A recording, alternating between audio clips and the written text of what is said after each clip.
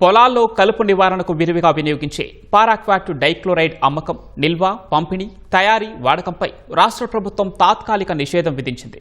Paraquat dichloride వాడకం ప్రజల భద్రతకు ప్రమాదంగా మారిన నేపథ్యంలో ప్రభుత్వం ఈ నిర్ణయం తీసుకుంది. తదుపరి ఉత్తర్వులు వెలువడే వరకు 60 రోజుల పాటు నిషేధిస్తున్నట్లు ప్రకటించింది. ఇటీవల రాష్ట్రంలో గడ్డి మందు తాకి రైతులు ఆత్మహత్యలు చేసుకున్న ఘటనలను డీజీపీ కార్యాలయం విశ్లేషించింది. వాటిల్లో విషపూరితమైన పారాక్వాట్ డైక్లోరైడ్ మందు ఉన్నట్లు నిర్ధారించింది.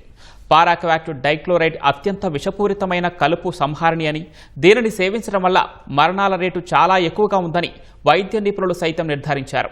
దీనికి నిర్దిష్ట విరుగుడేది అందుబాటులో లేదని విజయవాడ ప్రభుత్వ సిద్ధార్థ వైద్య కళాశాలకు చెందిన జనరల్ మెడిసిన్, ఫోరెన్సిక్ మెడిసిన్ విభాగం తెలియజేశాయి. వీటి ఆధారంగా రాష్ట్రంలో పారాక్వాట్ డైక్లోరైడ్పై నిషేధాన్ని సమర్థవంతంగా అమలు చేసేలా వ్యవసాయ శాఖ ప్రత్యేక ప్రధాన కార్యదర్శి రాజశేఖర్ ఆదేశాలు జారీ చేశారు.